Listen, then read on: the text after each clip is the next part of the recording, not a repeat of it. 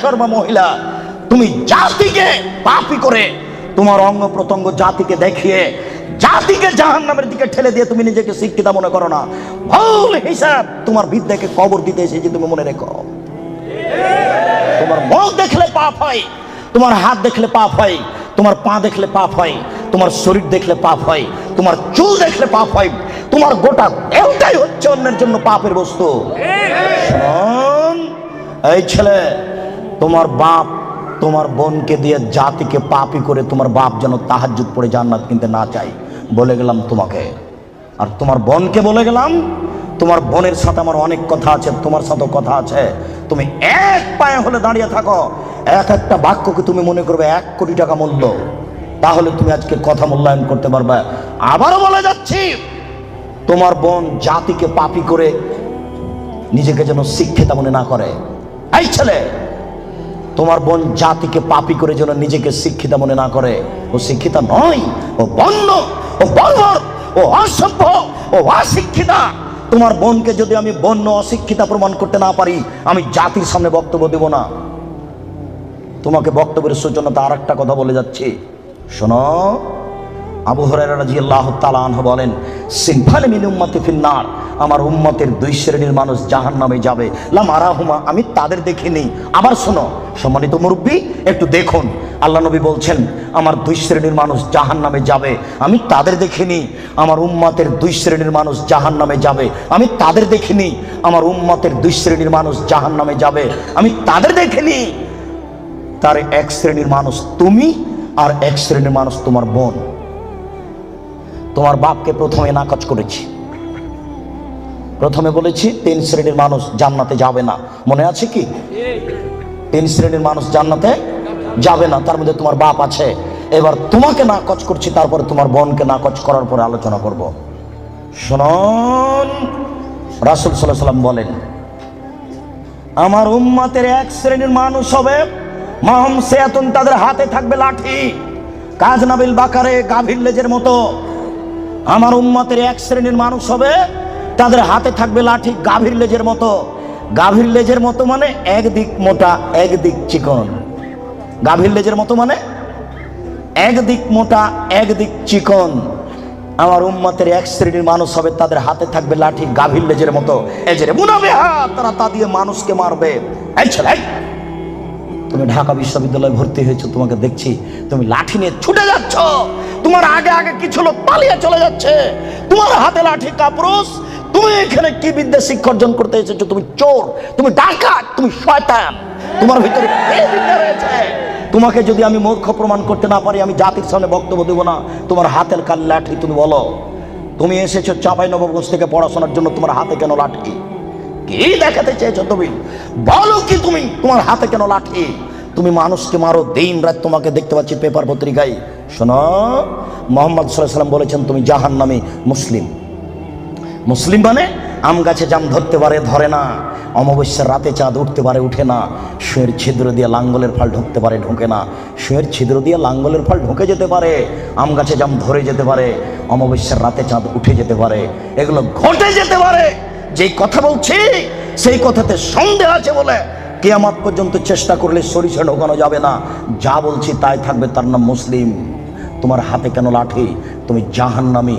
এই কথা মুহাম্মদ সাল্লাল্লাহু আলাইহি ওয়াসাল্লাম 1450 বছর পূর্বে বলেছেন। তোমার কথা শেষ করলাম, এবার তোমার বোন। দেখো আমি অনুবাদক, দেখো তো মনে হচ্ছে যে তোমাকে আর তোমার বোনকে আর তোমার মাকে দেখে দেখে আল্লাহ নবী বলছেন, অথচ আল্লাহ নবী বলছেন যে ওরা জাহান্নামী, ওদের আমি দেখিনি। ওরা জাহান্নামী, ওদের আমি দেখিনি। ওরা জাহান্নামী, ওদের আমি দেখিনি। 2 নিসাউন, মহিলা, কাশে এতন, কাপড় পরে থাকবে, আর এতন উলঙ্গ। দেখো তো তোমার বোনের সাথে মিল খাই কিনা। আমি আবার অনুবাদ করি, নিসাউন, মহিলা, কাশে এতন, কাপড় পরে থাকে, আর এতন উলঙ্গ। কাপড় পরে উলঙ্গ হয় এ কথা মুহাম্মদ সাল্লাল্লাহু আলাইহি ওয়াসাল্লাম বলছেন। তুমি এখন বুঝো সেটা কেমন। তুমি দেখতে পাও না, একটু আগে সূচনাতে বললাম তোমার বোনের গেঞ্জি জাতীয় পায়জামাটা তুমি দেখো না, তোমার বাপ দেখে না। বাপ বেটা কি লজ্জা বেঁচে খেয়েছ? তোমার বোন কি লজ্জা বেঁচে খেয়েছে? শোনো, তাহাজ্জুদের নাম ঈমান নয়। শোনো, হজের নাম ঈমান নয়, লজ্জার নাম ঈমান। আল্লাহ রাসূল বলছেন, আলা হায়া মিনাল ঈমান ওয়াল ঈমান ফিল জান্নাহ। লজ্জাই হচ্ছে ঈমান, ঈমানই হচ্ছে জান্নাত। লজ্জাই হচ্ছে ঈমান, ঈমানই হচ্ছে জান্নাত। লজ্জাই হচ্ছে ঈমান, ঈমানই হচ্ছে জান্নাত। লজ্জা নেই যার, ঈমান নেই তার। লজ্জা নেই যার, ঈমান নেই তার। ঈমান নেই যার, জান্নাত নেই তার। ঈমান নেই যার, জান্নাত নেই তার। ঈমান নেই যার, জান্নাত নেই তার। লজ্জা নেই যার, ঈমান নেই তার। আমি অনুবাদক। 1450 বছর পূর্বে মুহাম্মদ সাল্লাল্লাহু আলাইহি ওয়াসাল্লাম কথা বলেছেন, এই ছেলে, তুমি তো তাফসির মাহফিল দিনরাত শুনে শুনে, আর ওই কণ্ঠ শুনে কি যে বলছে হুজুর, খালি বলে চলে যাচ্ছে কণ্ঠ সুরে, কেউ কিছু বুঝতে পারি না। 3 ঘন্টা তাফসির করার পরে হুজুর বলছেন যে এই আয়াতের তাফসির করতে আরো 2 দিন লাগবে। তারপরে বাড়ি যাওয়ার সময় সবাই বলছে, বাপের বেটা আছে, বলতে পারে। বললো কি? বললো জি, সেই তো কি যে বললো। আমি কিন্তু রাজশাহী চাঁপাইনবাবগঞ্জের মানুষ, আমার দন্তাস তালে বসা, তালে বসা, তালে বসা। কাজে আপনি খুব ভদ্রতা বজায় রেখে একটু 19-20 হলেও আপনি বুঝার চেষ্টা করবেন। তবে আমি প্রাণপণে চেষ্টা করছি আপনাকে বোঝানোর জন্য। আমি আপনার কিছু না কিছু উপকার করবই করবো ইনশাআল্লাহ। আপনি খালি একটু ধৈর্য ধারণ করুন। ইচ্ছা করলেই সময় বের করা যায় না। 5 মাস থেকে এই সময়টা ঠিক করা হয়েছে, তবু কত ঠেলা ঠেলি, এই দিনের উপরে যে কত আঘাত আসলো, তারপরও চলে এসেছিল। তার মানে এটা তাকদীর। একটু মূল্যায়ন করেন, কাজ তো আপনার অনেক আছে। এই ছেলে, ওই যে 5 তলা বাড়িতে, ওই যে ওরা স্বামী স্ত্রী এখন পতিতালয়ের মেয়েকে নিয়ে বসে আছে টিভিতে, তো তুমি আর আমি ঠেকাতে পারছি? কি ঠেকানোর আছে? তুমিও যাও, যা বসে থাকো, কিছু করার নেই। এসেছো, একটু ধৈর্য ধারণ করো। গল্প করবো না, নড়াচড়া করবো না, দোকান বন্ধ করো। ইচ্ছা করলে সময় বের করা যায় না। একটু ধৈর্য ধারণ করো, জীবনে কিছু করার চেষ্টা করো। তুমি মানুষ, বিচারের মাঠে পশুর বিচার হবে না। আব্দুর রাজ্জাক সাহেব বলেছেন, মানুষের তো বিচার হবে হবে, পশু প্রাণীরও বিচার হবে। পশু প্রাণীর বিচার মানে ওখানেই শেষ। একটা সিংওয়ালা ছাগল যদি একটা অসিংওয়ালা ছাগলকে গুতা মেরে থাকে, তা আল্লাহ রাসূল বলছেন, আল্লাহ তাআলা অসিংওয়ালা ছাগলকে সিং দিয়ে বলবেন, এই সেই ছাগল, তোমার সিং দিয়ে দিয়েছি, তুমি এখন গুতা মেরে না। তারপরে বিচার শেষ। তার জাহান্নাম জান্নাত নেই। মানুষের জাহান্নাম জান্নাত আছে। একটু ধৈর্য ধারণ করুন, বোকামির পরিচয় দিয়েন না। ইচ্ছা করলেই সময় বের করা যায় না। আপনি কথাকে মূল্যায়ন করুন। এই ছেলে, কথা শেষ করছি, অংশে তুমি শোনো। তুমি জাহান্নামী, এই কথা আল্লাহর নবী বলেছেন। তোমার হাতে লাঠি, গাভীর লেজের মতো তুমি মানুষকে মারো। তোমার বোন জাহান্নামী। তোমার বোনকে আল্লাহ নবী বলছেন নিসাউন, মহিলা, কাসিয়াতুন, কাপড় পরে থাকে, আরিয়াতুন, উলঙ্গ, মমিল হাতুন, ওরা পুরুষকে নিজের দিকে আকৃষ্ট করে। ওই যে দেখো তোমার বোন এখনো ওই যে যাচ্ছে, ঠোঁটে লিপস্টিক দেওয়া আছে। ওকে বলো যে তোমার নাম কি? ও বলে নাকি যে আমার নাম অলকা, আমার বাপের নাম গৌতম গুপ্ত, বলে নাকি? ওকে হিন্দুর মেয়ে, তোমার বাপ কি জবাব দিবে? তোমার বাপকে তাহাজ্জুদ পড়ে জান্নাত কিনতে বলি ও কাপুরুষ, ভুল বুঝেছে তোমার বাপ আর তুমি। ভুল সিদ্ধান্ত, তোমার বাপ তাহাজ্জুদ পড়ে জান্নাত পাবে না। তোমাকে বারবার বলে যাচ্ছে, তুমি মনে রেখো। তোমার বোন এখনো ঠোঁটে লিপস্টিক দিয়ে বাজারে ঘুরছে। ঢাকা শহরে এভাবে ঘুরতে হবে কে বলেছে? তুমি ধর্মকে পাগল পেয়েছো। তোমার বাপের তাহাজ্জুদকে তুমি তুলে রাখো, তোমার মায়ের কোরআন তেলাওয়াতকে তুলে রাখো, তোমার বোনের বিদ্যাকে কবর দিতে এসেছে, তুমি মনে রেখো। শোনো, তোমার বোন মানুষকে নিজের দিকে আকৃষ্ট করে। মাইলাতুন, সে নিজেও পুরুষের দিকে আকৃষ্ট হয়। বাড়িতে ছিল, ভালোই ছিল, বাজারে বের হয়েছে বিকাল 3টেই, রাত 9টায় যাবে। হাঁটার সময় কেন জানি কেমন কেমন করে, কেন জানি আনছান আনছান করে। একবার ডান দিকে যায়, একবার বাম দিকে যায়, একবার মাথার চুল নাড়ে, একবার হাত হিলাই, কেন জানি কেমন কেমন করে, কেন জানি আনছান আনছান করে। আল্লাহ নবী বলছেন, ও নিজে পুরুষের দিকে আকৃষ্ট হয়েছে। লায়াত খোলা জান্নাত, ও জান্নাতে যাবে না, ও জান্নাতে যাবে না, ও তো জান্নাতে যাবে না, যাবেই না। ওয়ালা ইয়াজিদনা রিহা, সে জান্নাতের গন্ধ পাবে না। হাই না রিহা তুজাদু মিন মাসিরাতি কাদা ওয়া কাদা, এই জান্নাতের গন্ধ পাওয়া যায় 1 বছরের দূরত্ব পথ থেকে। এটা জান্নাত। এখানে একটা দ্রুতগামী ঘোড়া দৌড়াতে আরম্ভ করেছে, 1 বছর দৌড়িয়ে যত পথ যাবে ওই পথের মাথাতে যদি কেউ দাঁড়াই তাহলে ও জান্নাতের গন্ধ পাবে। তোমার বোন জান্নাতে তো যাবে না, জান্নাতের গন্ধও পাবে না। বলে রাখলাম আমি অনুবাদক। আজকেই তোমার বোনকে সিদ্ধান্ত পরিবর্তন করতে বলো, তওবা করে পোশাক পরিবর্তন করে আল্লাহকে ভয় করতে বলো। সম্মানিত উপস্থিতি, বলছিলাম মহান আল্লাহ বলেন ওয়ালা তাকরাবুজ জিনা, পৃথিবীর মানুষ তোমরা জেনার নিকটে যায় না। ইন্নাহু কানা ফাহিশা, নিশ্চয় জেনা অশ্লীল অপছন্দ কাজ। ওয়াসাআ সাবিলা, অতীব খারাপ। এই পথ অতীব জঘন্য, এই পথ অতীব খারাপ। শুনুন,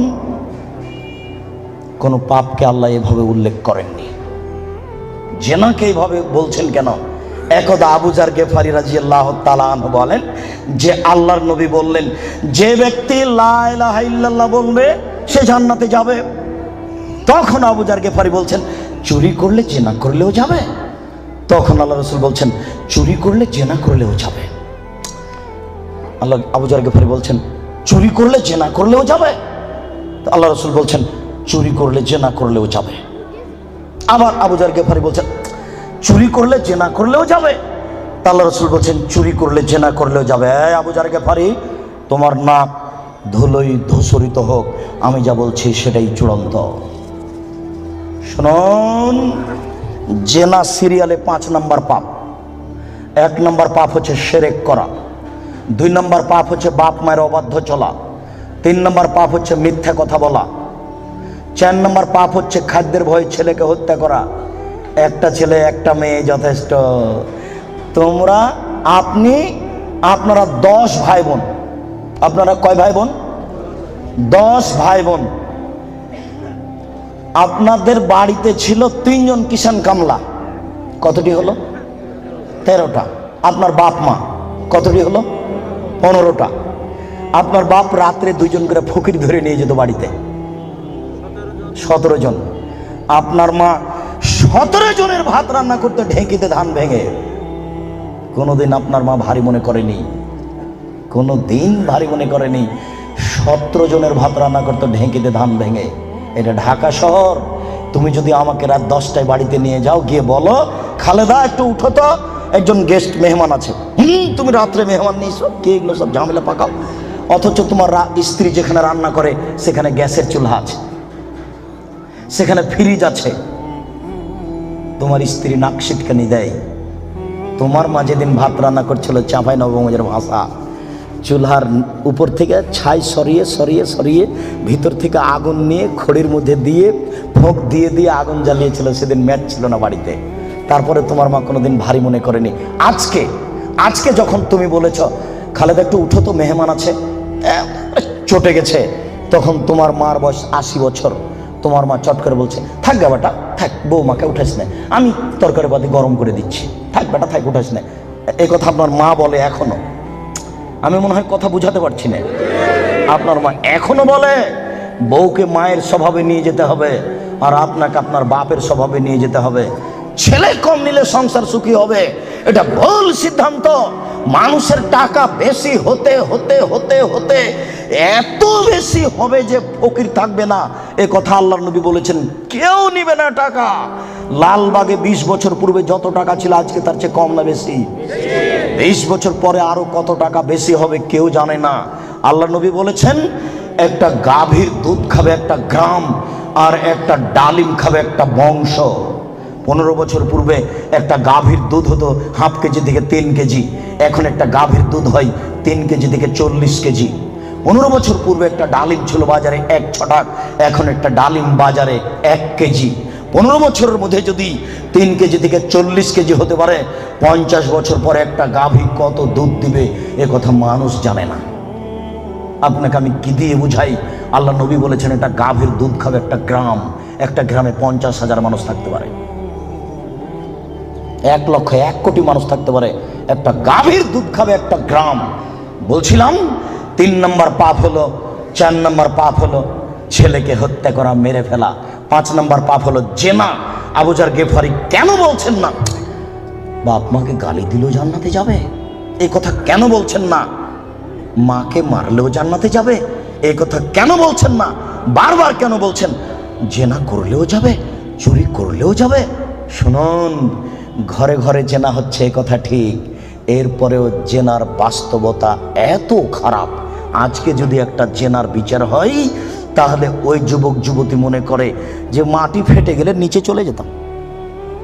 অথচ মাকে গালি দিলে মানুষ এত অপমান হয় না। বুঝাতে পারলাম না? শিরক করলে মানুষ এত অপমান হয় না। এই কারণে আল্লাহ তাআলা বলছেন জেনার পথটি অতীব খারাপ, জেনার পথটি অতীব জঘন্য। পৃথিবীর মানুষ মাই ইফআল যালিকা ইয়ালকা আসামা, যে ব্যক্তি জেনায় লিপ্ত হবে তার 1 নাম্বার বিপদ, সে হবে মহাপাপী।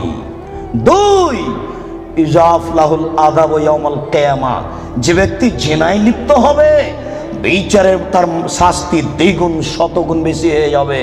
3, ওয়ায়াখলুদ ফীহি মুহানা, সে চিরদিন জাহান্নামে থাকবে অপমান অবস্থায়।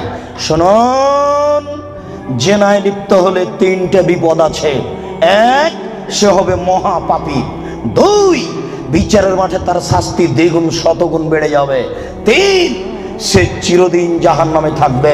মহান আল্লাহ বলেন ওয়াসানিয়াতু ওয়াসানি ফাজলিদু কুল্লা ওয়াহিদিন মিনহুমা মিআতা জালদা।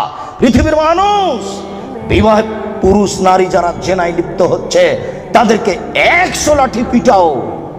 এখানে বলা হয়নি বিবাহিত না অবিবাহিত, তবে মারার সময় যেন তোমাকে মায়া মহব্বত ভ্রাতৃত্বভাব না ধরে, একবারে যথাযথ পিটাও।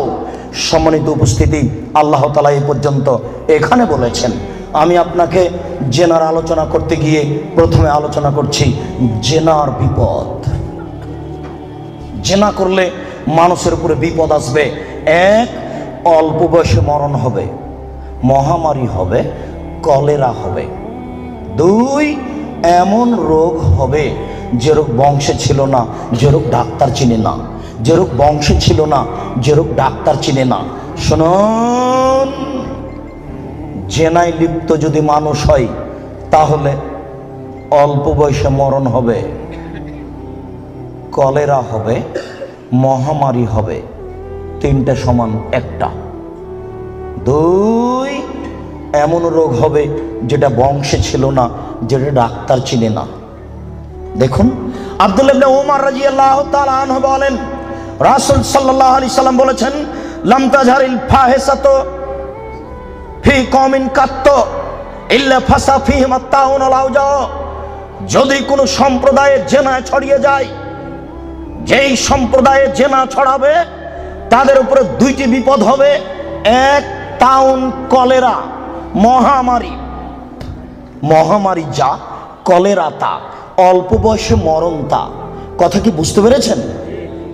2, অল আওজাও মামাজাত ফি আসলাফিহিম, এমন রোগ হবে যেটা বংশে ছিল না, ডাক্তার চিনে না। এই কথাটা আল্লাহর নবী বলেননি, ওটা আমি বলেছি। মনে রাখবেন, জেনায় লিপ্ত হলে এমন রোগ হবে যেটা বংশে ছিল না, আমি বললাম। এমন রোগ হবে যেটা ডাক্তার চিনে না, এটা জেনার ভয়। আব্দুল্লাহ ইবনে মাসউদ রাদিয়াল্লাহু তাআলা আনহু বলেন রাসূল সাল্লাল্লাহু আলাইহি সাল্লাম বলেছেন লাম তাজহারিল ফাহিসাতু ফি কওমিন কাত্ত ইল্লা ফাসা ফীহিল ফাকর ওয়াল মাসকানা। যখন কোনো সম্প্রদায়ে জেনা প্রকাশ পাবে তখন তাদের উপরে দারিদ্রতা, নিঃস্বতা, ভিক্ষাবৃত্তি নেমে আসবে। তাকে একদিন না একদিন ভিক্ষুক হতেই হবে। কোটি টাকা ইনকাম করলে তার সংসারে সুবিধা আসবে না। বউ স্ত্রী পরকীয়া প্রেমে লিপ্ত, স্বামীও পরকীয়া প্রেমে লিপ্ত, দুইজন দুইজনকে গালি দেয়। সারাদিনে 3 কোটি টাকা ইনকাম করে আর রাত্রে এসে দুইজন মারামারি করে। বলেন এরা ভিক্ষুক কিনা? বলেন দেখি, এদের কি আছে জীবনে বলেন? একদিন টাকা শেষ হবেই। আমি অনবাদক 1450 বছর পূর্বে মুহাম্মদ সাল্লাল্লাহু আলাইহি ওয়াসাল্লাম বলেছেন, যেই সমাজে সুদ এবং জেনা প্রকাশ পাবে, যেই সমাজে সুদ এবং জেনা প্রকাশ পাবে, সেই সমাজের উপরে ভিক্ষাবৃত্তি নেমে আসবে। তাদের অর্থ সম্পদ ধ্বংস হবেই, তাকে একদিন না একদিন ভিক্ষুক হতে হবে। এটা জেনার প্রথম বিপদ। মুহাম্মদ সাল্লাল্লাহু আলাইহি ওয়াসাল্লাম বলেন আমার উম্মত জেনাকে হালাল মনে করবে। মুহাম্মদ সাল্লাল্লাহু আলাইহি ওয়াসাল্লাম বলেন আমার উম্মত জেনাকে হালাল মনে করবে। দুঃখজনক কথা, আমরা জেনাকে হালাল মনে করবে, এত বড় পাপকে। জি, আমির রাদিয়াল্লাহু তাআলা আনহু বলেন রাসূল সাল্লাল্লাহু আলাইহি সাল্লাম বলেছেন লা ইয়াকুনান্না ফি উম্মতি আকওয়াম ইস্তাহিলুনাল হিরা ওয়াল হারিরা ওয়াল খামরা ওয়াল মাযিব। অচিরে আমার উম্মতে এমন মানুষ আসছে যারা রেশমি কাপড়কে হালাল মনে করবে, তাদের গায়ে থাকবে সিল্ক জাতীয় জামা, তাদের বাড়িতে থাকবে মখমল জাতীয় চাদর। আমার উম্মত রেশমি কাপড়কে হালাল মনে করবে। 2, আমার উম্মত জেনাকে হালাল মনে করবে। 3, আমার উম্মত মদকে হালাল মনে করবে। 4, আমার উম্মত বাদ্যযন্ত্রকে হালাল মনে করবে। সব দোকানেই টিভি, সব মোবাইলে বাদ্যযন্ত্র। কারোর কাছে এটার পাপের কাজ নয়, কেউ ভাবে না এটা পাপের কাজ। শুনুন, এই ছেলে, তুমি খুব ধৈর্য ধারণ করে থাকো। আলোচনার শেষের দিক যত যাবে তত গুরুত্বপূর্ণ আলোচনা হবে। তুমি খুব সতর্ক থাকো। যতই কষ্ট হোক, সম্মানিত মুরব্বী, আপনার যতই কষ্ট হোক, আপনাকে আমি কিছু সময়ক্ষণ অপেক্ষা করার জন্য অনুরোধ করছি। আপনি ধৈর্য ধারণ করুন, ইচ্ছা করলেই সময় বের করা যায় না। মুআয ইবনে জাবাল রাদিয়াল্লাহু তাআলা আনহু বলেন রাসূল সাল্লাল্লাহু আলাইহি সাল্লাম বলেছেন নেতৃত্ব শুরু হয়েছে নবী দিয়ে, দয়া দিয়ে, তারপরে নেতৃত্ব হবে খলিফা দিয়ে, দয়া দিয়ে, তারপরে নেতৃত্ব হবে জোরজার মুল্লুকতার, তারপর নেতৃত্ব হবে নেতা। হবেই হবে, সে যে কোনো মূল্যে তাকে হওয়াই লাগবে, যে কোনো মূল্যে। এই শ্রেণীর মানুষদের 5টা পাপের কাজ আছে। 1, ইস্তাহিলুনাল হারিরা, এরা রেশমি কাপড়কে হালাল মনে করবে। 2, অল ফুরুজা, এরা জেনাকে হালাল মনে করবে। এই বোকা ছেলে, তোমার নেতাকে তুমি চিনো? ওর জেনার লাইন লেগা আছে, তুমি দেখো তদন্ত করে। আল্লাহ নবী বলেছেন আমি অনুবাদক। এসব সমাজের নেতারা জেনাকে হালাল মনে করবে। 3, মদকে হালাল মনে করবে। 4, দিনামদিন এরা ধনী হয়ে যাবে, ধনী হওয়ার জন্য যে কোনো সাহায্য পাবে। সম্মানিত উপস্থিতি, এই ছেলে থামো। ওই দিক থেকে কোনো মানুষকে এদিকে আসতে দিও না, চলাচল বন্ধ। ওই দিক থেকে কাউকে এদিকে আসতে দিবেন না। আপনি ধৈর্য ধারণ করো। এই ছেলে, ওই কোণাতে কাউকে এদিকে ঢুকতে দিও না। তার মানে যে যাচ্ছে, যতটা মানুষের গায়ে হাত লাগবে বা ধাক্কা লাগবে, সে আমার কথা বুঝতে পারবে না, সে বেখেয়াল হয়ে যাবে। অতএব তুমি সোচ্চার হও, তোমরা দায়িত্ব পালন করো। আজকে তোমরা বক্তব্য শোনো না, আজকে জনগণকে সহযোগিতা করো। আবু হুরায়রা রাদিয়াল্লাহু তাআলা আনহু বলেন এতাহারাজুনা তাহারুজাল হিমারে, গাধা যেমন গাভীর সাথে মিলে লজ্জা বুঝে না, ষাঁড় যেমন গাভীর সাথে মিলে লজ্জা জানে না, আমার উম্মত খোলা মাঠে জেনা করবে, লজ্জা বুঝবে না। মুসলিম। গাধা যেমন গাধীর সাথে মিলে লজ্জা বুঝে না, ষাঁড় যেমন খোলা মাঠে মিলে লজ্জা জানে না, মানুষ তেমন খোলা মাঠে জেনা করবে, লজ্জা বুঝবে না। এটা আপনাকে আমি কি দিয়ে বুঝাই, আপনি নিজেই বুঝেন। এই ছেলে, রমনা পার্ক তোমার বাড়ির পাশে, তুমিও সেখানে যাও। ঢাকা বিশ্ববিদ্যালয় তোমার বাড়ির পাশে, তুমি সেখানে যাও। আর ওই কোথায় জিয়াউর রহমান সাহেব মারা গেলেন, হাড়হাড্ডি নিয়ে এসে সংসদ ভবনে পুঁতে দেওয়া হলো। শোনো, গোটা মাঠ হলো জেনার কারখানা। এই রাস্তা দিয়ে মিনিটে লক্ষ মানুষ হাঁটে। ওসি যান, দারোগা যান, চেয়ারম্যান যান, এমপি যান, মন্ত্রী যান, ডিসি যান, এডিসি যান, মিনিটে লক্ষ মানুষ যায়। দেখো তুমি এই রাস্তার উপরে যুবক যুবতীকে চেপে ধরে আছে, যুবক যুবতীর উরু রানের উপরে মাথা দিয়ে ঘুমিয়ে আছে। কেউ কিছু বলে না, বলা নাকি যায় না। কেউ কিছু বলে না, বলা নাকি যায় না, বলা নাকি অপরাধ। এই দেশে নাকি কেউ মানুষ নেই, সবাই নাকি পশু। পশু যদি না হয় তাহলে বলে না কেন? জবাব কে দেবে? কাপুরুষ। জবাব তোমাকেই দিতে হবে। কেউ কেন কিছু বলে না। আল্লাহ রাসূল বলেন আলাইনা নেতাজনিন জেনা হমান নাজর। এই ছেলে, 2 চোখের জেনা হচ্ছে চোখ দিয়ে দেখা। অল ওজনানে জেনা হমাল ইস্তেমাও, 2 কানের জেনা হচ্ছে কান দিয়ে শোনা। ওয়াল ইয়াদ জেনা হাল বাতস, হাতের জেনা হচ্ছে হাত দিয়ে ধরা। আর রিজিল জেনা হাল মাসি, পায়ের জেনা হচ্ছে পা দিয়ে চলা। জেনাল কালব তাতামান্না তাস্তাহি, অন্তরের জেনা হচ্ছে পরিকল্পনা করা। জেনাল লেসানা নুতক, জিহ্বার জেনা হচ্ছে কথা বলা। এগুলি সব জেনা। আমি অনুবাদক, হাদিস মুসলিম। এবার তুমি বাঁচো কি করে? এই ছেলে, তোমার মোবাইলে দিন রাত পতিতালয়ের মেয়ে নাচে, শোনো, আল্লাহ রাসূল বলেন ইন্নাল মারাতা ইজাস্তাতারাত, যখন কোনো মহিলা সাজসজ্জা গ্রহণ করে, সাজগোজ করে, দেখো তুমি বিপদে পড়েছ, তোমার বোনও বিপদে পড়েছ। আমি অনুবাদক। তিনি বলেন যখন কোনো মহিলা সাজসজ্জা করে, সাজগোজ করে, ঠোঁটে লিপস্টিক দেয়, পাউডার মাখে, তারপরে পুরুষের পাশ দিয়ে হেঁটে যাই, কেদা জানিয়ে ও ব্যভিচারণী, ও ব্যভিচারণী, ও ব্যভিচারণী। আমি অনুবাদক।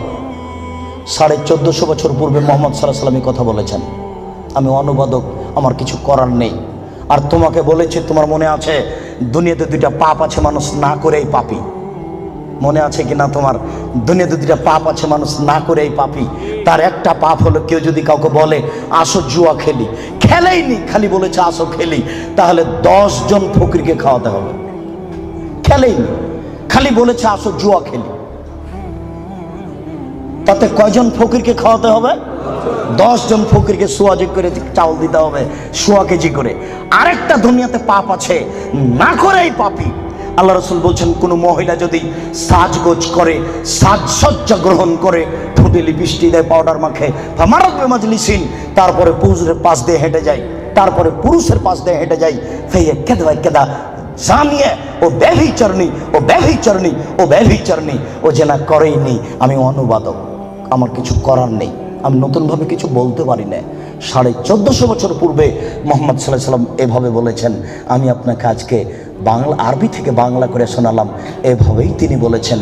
সম্মানিত উপস্থিতি, এই ছেলে, এখানে তোমাকে আর একটা কথা বলে রাখছি, তুমি মনে রেখো। তুমি কথাকে উল্টে ধরিও না। আজকে তুমি ঢাকা সাভারে কথা উল্টে ধরেছ, তোমার ভুল হয়েছে, তুমি ভুল শুনেছ। আমি বলেছি টিভিতে আন্তর্জাতিক খেলা, ক্রিকেট, ফুটবল দেখা তো বহু দূরের কথা। আমি বলেছি আন্তর্জাতিক খেলা টিভিতে দেখা তো বহু দূরের কথা, আন্তর্জাতিক খেলার গল্প যেখানে চলে সেখানে বসে থাকাও হারাম। দেখি কোন মায়ের বেটা এই ফটোকে উল্টে ধরতে পারে।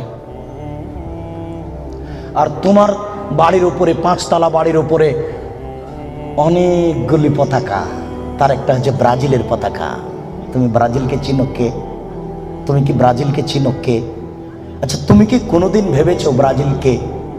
আচ্ছা, তোমার বিদ্যা তো নেই, তোমার কি একটু বুদ্ধিও নেই?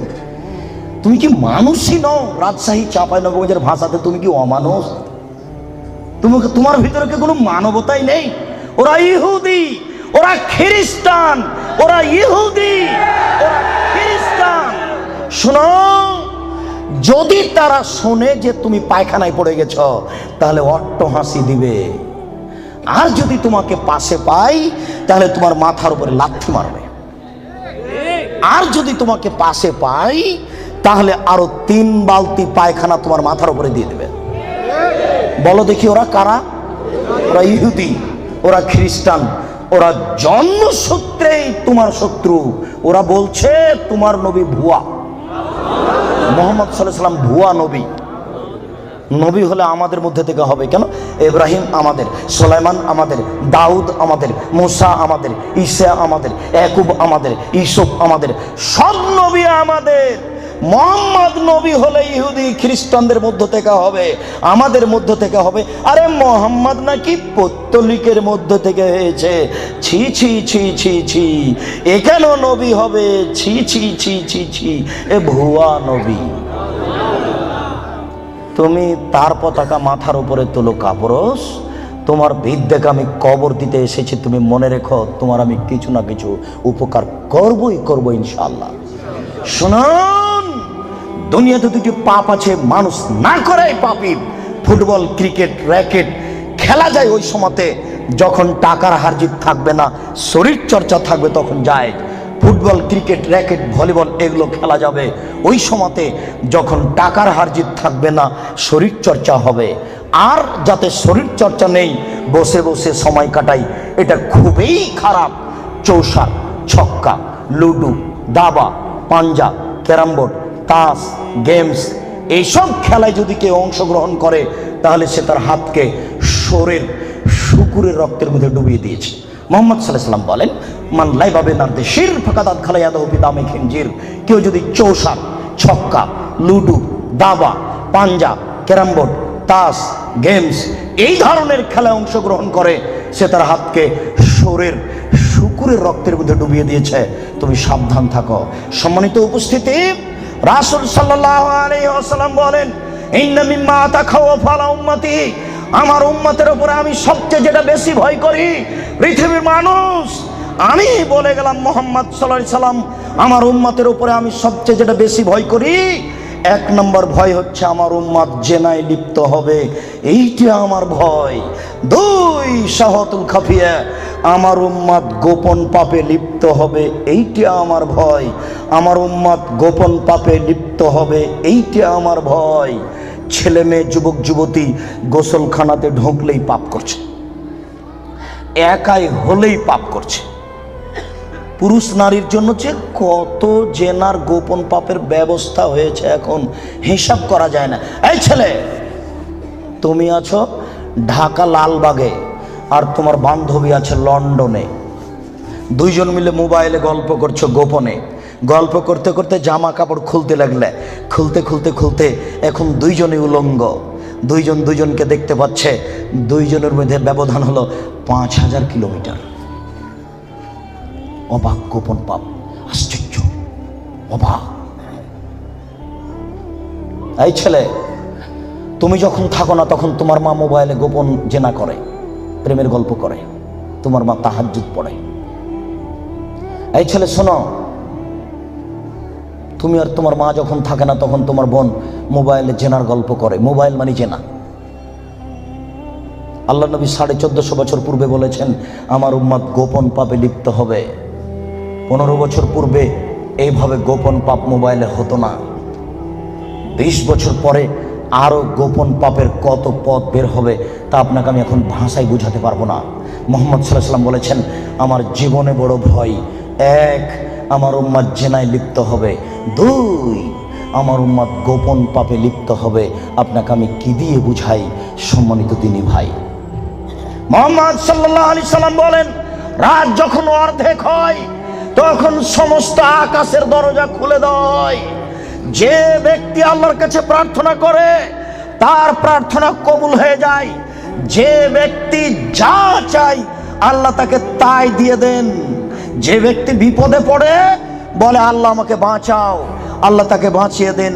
ইল্লাল বাগিন বেফারজেহা, তবে যার জেনার সম্পর্ক আছে তার কথা কবুল হয় না।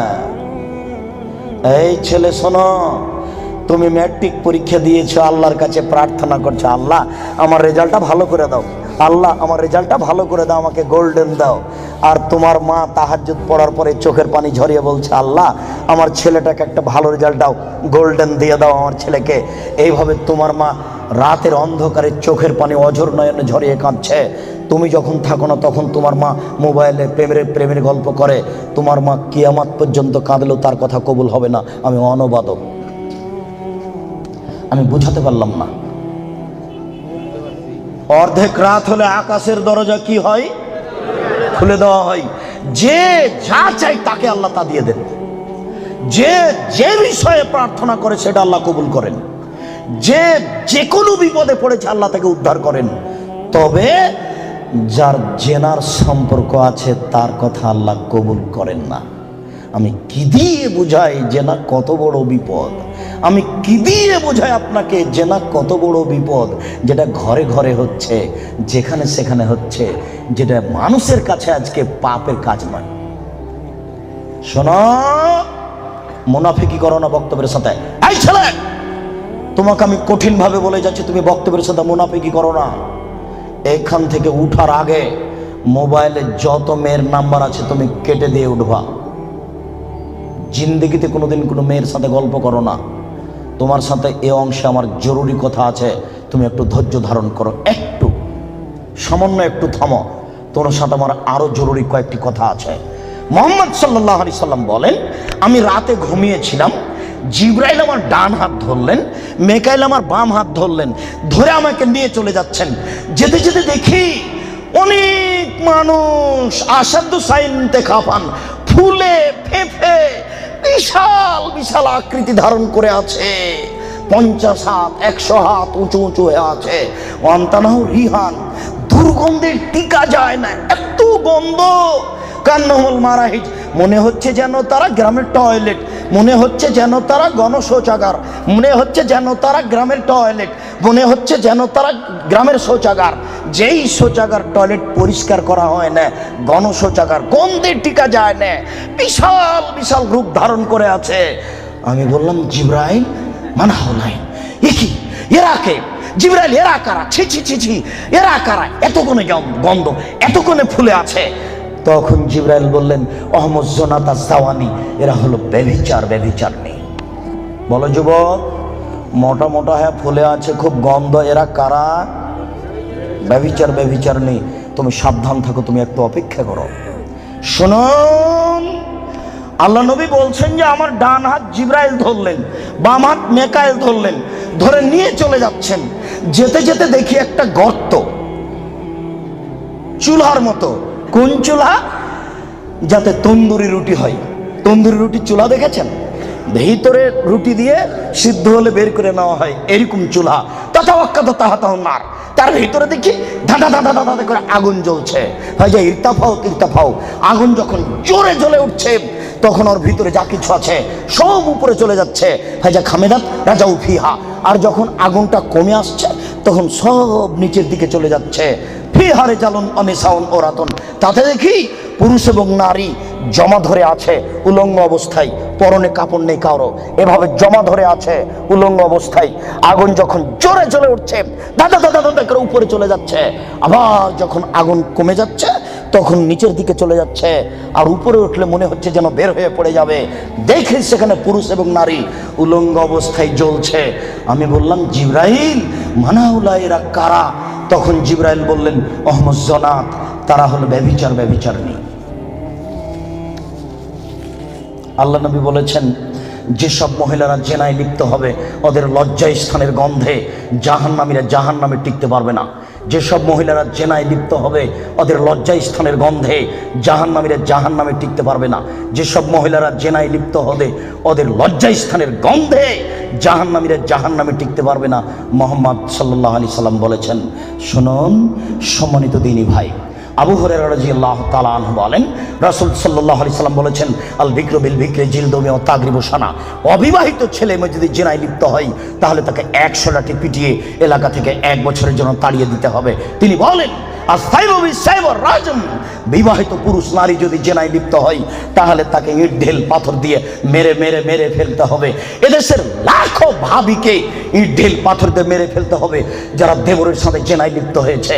এদেশের লাখো দুলাভাইকে ইট ঢেল পাথর দিয়ে মেরে ফেলতে হবে যারা সেলিকার সাথে জেনায় লিপ্ত হয়েছে। এদেশের লাখো পুরুষকে ইট ঢেল পাথর দিয়ে মেরে ফেলতে হবে যাদের স্ত্রী থাকার পরেও অন্য নারীর সাথে জেনায় লিপ্ত হয়েছে। এদেশের লাখো নারী বেহায়া বেশরমা লজ্জাহীনা নারী যারা স্বামী বাড়িতে থাকার পরেও অন্য পুরুষের সামনে নিজের পরনের কাপড় খুলে উলঙ্গ অবস্থায় জেনায় লিপ্ত হয়। শুনুন, এদের ইট ঢেল পাথর দিয়ে মেরে মেরে মেরে ফেলতে হবে, এদের বাঁচার কোনো পথ নেই। রাসূল সাল্লাল্লাহু আলাইহি সাল্লাম বলেন, 3 শ্রেণীর মানুষকে হত্যা করতে হয়, তবে 2 শ্রেণীর মানুষের বাঁচার পথ আছে। মনে রাখুন, 3 শ্রেণীর মুসলমানকে হত্যা করতে হয়, 2 শ্রেণীর মানুষের বাঁচার পথ আছে, 1 শ্রেণীর মানুষের বাঁচার পথ নেই। এক, কেউ যদি বলে আমি কোরআন মানি না তাহলে তাকে হত্যা করতে হবে। কেউ যদি বলে গাভীর দুধ হারাম তাহলে তাকে হত্যা করতে হবে। কেউ যদি বলে মদ হালাল তাহলে তাকে হত্যা করতে হবে।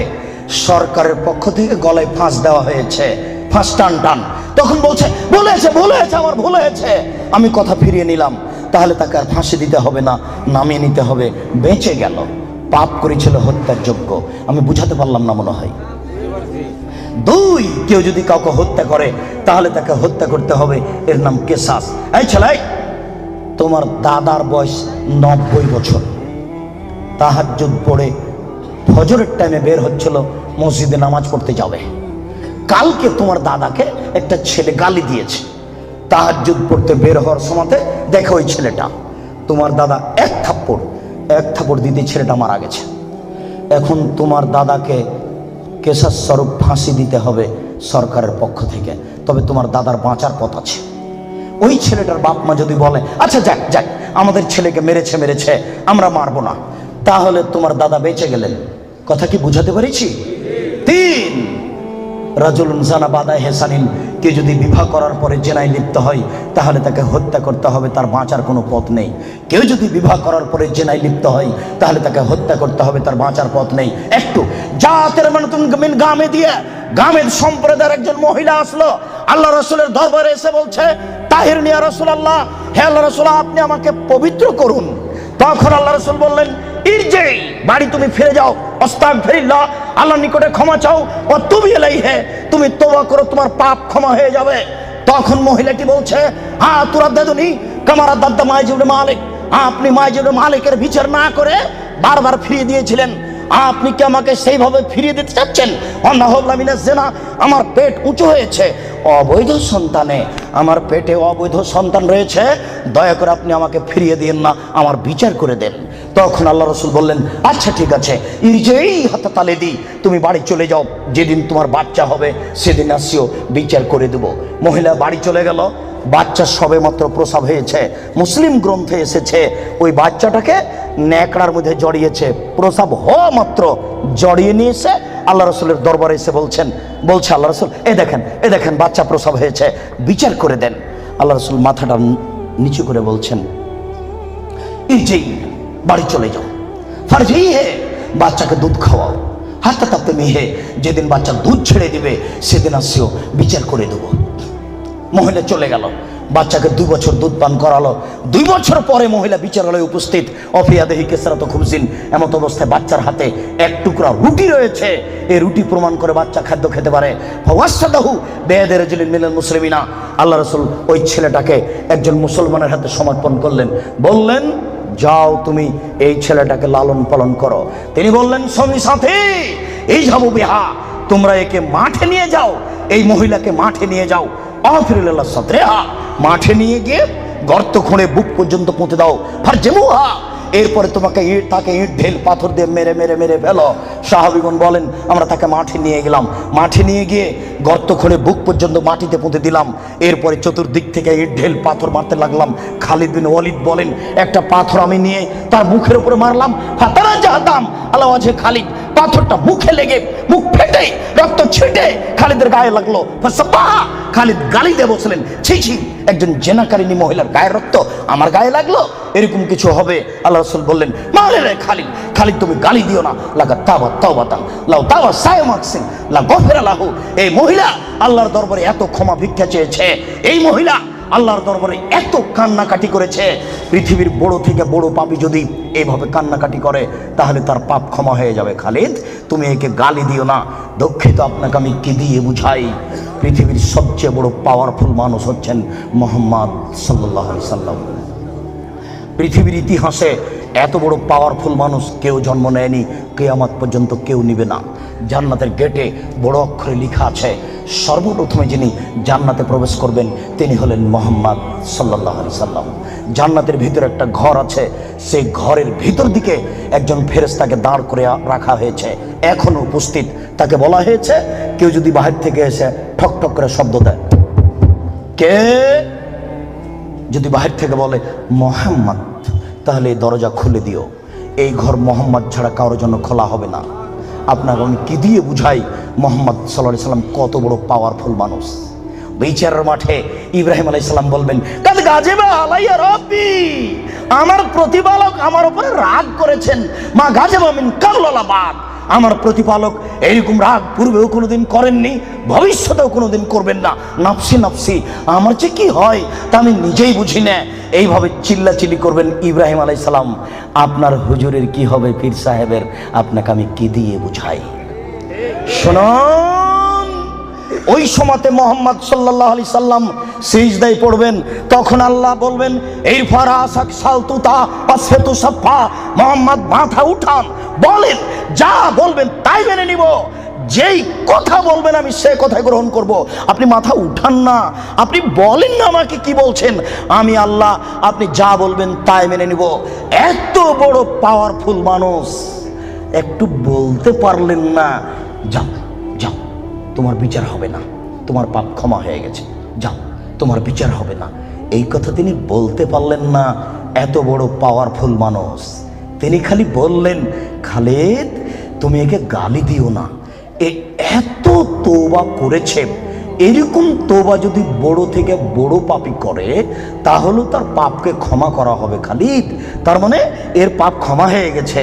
তাই তো তিনি জানাজা করলেন, তাই তো তিনি কাফন দাফন করলেন, কিন্তু তিনি তাকে বলতে পারলেন না, যাও যাও তোমার বিচার হবে না, তোমার পাপ ক্ষমা হয়ে গেছে। পৃথিবীর সবচেয়ে বড় পাওয়ারফুল মানুষ এ কথা বলতে পারলেন না। তার মানে বিবাহ করার পরে জেনায় লিপ্ত হলে তার দুনিয়াতে বেঁচে থাকার কোনো সুযোগ নেই। আমি আপনাকে কি দিয়ে বুঝাই শরীয়ত কি জিনিস? বিবাহ করার পরে জেনায় লিপ্ত হলে তার বেঁচে থাকার কোনো সুযোগ নেই। আব্দুর রাজ্জাক সাহেব, কথা বুঝেছি, একটু দয়া করে কোনো পথঘাট বলেন। জি, পথঘাট আছে, চিন্তা করবেন না, নিরাশার কিছু নেই। শুনুন, নিরাশার কিছু নেই। এই পাপ কার সাথে জড়িত? আল্লাহর সাথে জড়িত। আল্লাহ নবী বলেছেন, কেউ যদি জেনে শুনে 1 টাকা সুদ খায়, 36 বার জেনা করে যত পাপ হবে, 1 টাকা সুদ খেলে তার চেয়ে বেশি পাপ হবে। তিনি বলেছেন, সুদের পাপের 70টি ভাগ রয়েছে, ছোট ভাগ হলো মার সাথে জেনা করলে যেমন পাপ হয়।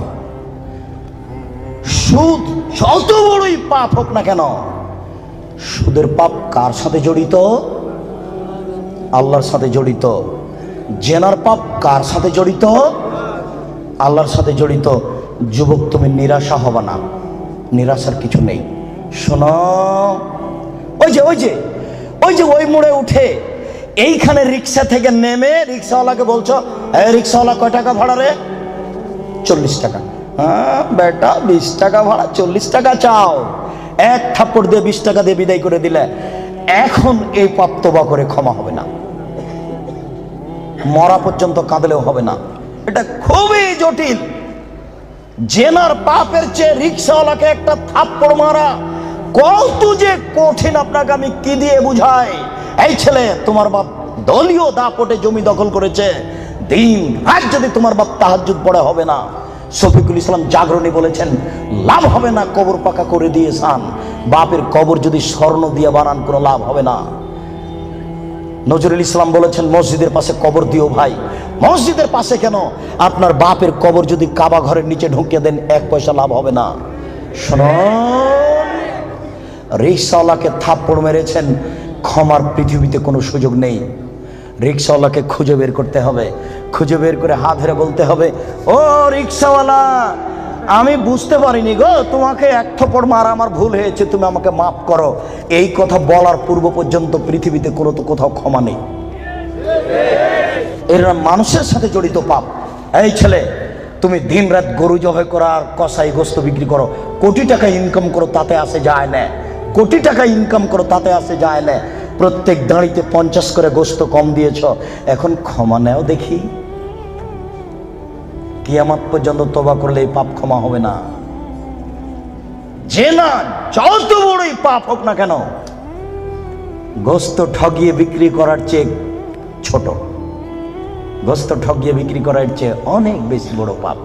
এই ছেলে, তুমি তো শহরে প্রতারণা দিয়ে ব্যবসা করছো, এটা দাম কত?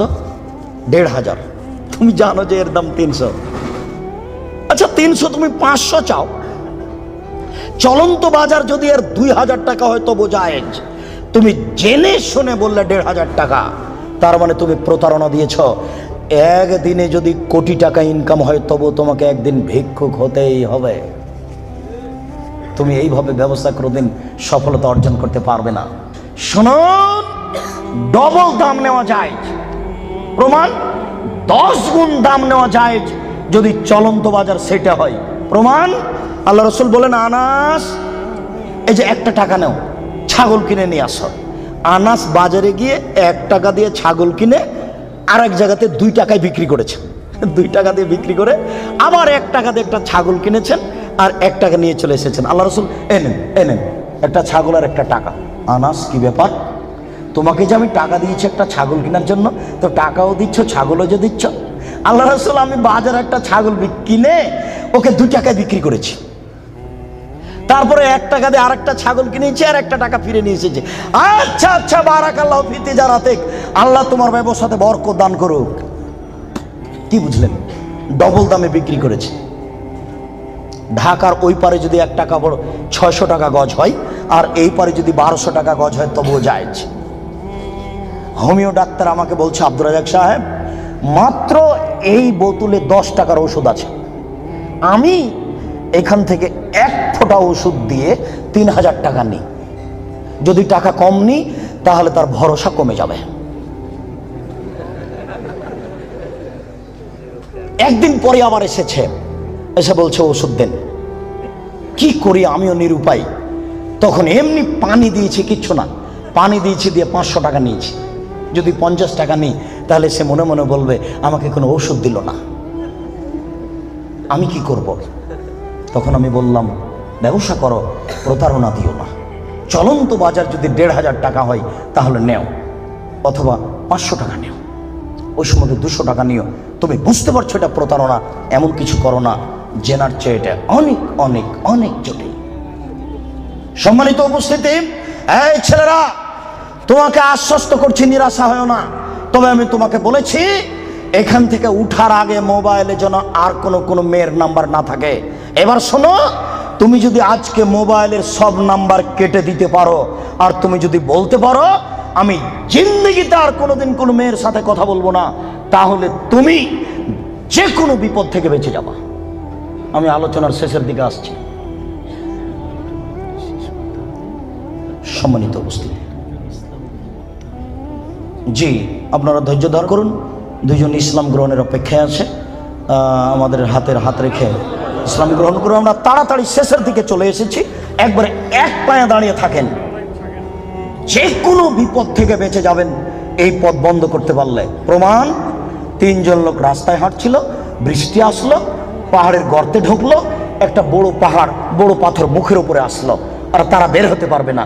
একজন বলল, আল্লাহ, আমার বাপ মাকে ভালোবাসি, পাথরটা সরিয়ে দাও। আল্লাহ বললেন, আচ্ছা ঠিক আছে, একটু দিলাম। একজন বলল, আল্লাহ, আমি একটা লোককে কাজে নিয়েছিলাম, অর্ধেক দিন কাজ করার পরে চলে যাবে। আমি বললাম, টাকা নেও। ও বলছে, না, নিব না। কদিন পরে এসে বলছে, টাকা দেন। আমি বললাম, গরু ছাগল নিয়ে যাও। আমাকে বলছে, মজাক করবেন না, একদিনের টাকা দেন। আর আমি বললাম, মজাক করিনি, তুমি গরু ছাগল নিয়ে যাও না। সব নিয়ে চলে গেল। আমি যদি তোমাকে সন্তুষ্ট করার জন্য এই কাজ করে থাকি, পাথরটা সরিয়ে দাও। আল্লাহ বললেন, আচ্ছা ঠিক আছে, আমি সরিয়ে দিলাম। 3 জনের তৃতীয় জন বলছে, আল্লাহর নবী, আমার একজন চাচাতো বোন ছিল, আমি তাকে জীবন বাজি রেখে ভালোবাসতাম, আমি তার সাথে জেনা করতে চাইলাম, ফাবাদ, সে নাকচ করে দিল। আমাকে বলল, এই তুই যদি 100টা স্বর্ণের টাকা আমাকে দিতে পারিস আমি রাজি।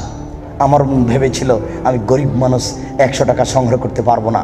হাড় ভাঙা পরিশ্রম করে 100 টাকা নিয়ে উপস্থিত, আমার বোনের হাতে দিলাম। আমি তার 2 পায়ের মাঝে বসলাম, আমি জেনা করব। তখন আমার বোন বলছে, আব্দাল্লাহ, হে আল্লাহর বান্দা, ইত্তাকিল্লাহ, আল্লাহকে ভয় কররে, ওরা তাফতাহিল খাতামা, তুই আমাকে অসতী প্রমাণ করিস না। এ আল্লাহর বান্দা, তুই আল্লাহকে ভয় কররে, আমাকে অসতী করিস না। ফাকুমতা আনহা, আমি ওখান থেকে উঠে গেছি, তোমার ভয়ে পাথর সরিয়ে দাও। আল্লাহ বলেন, আচ্ছা ঠিক আছে, আমি পাথর সরিয়ে দিলাম। এ দেখো, বিপদ থেকে বেঁচে গেল জেনা বন্ধ করার কারণে। আমি মনে হয় বুঝাতে পারলাম না।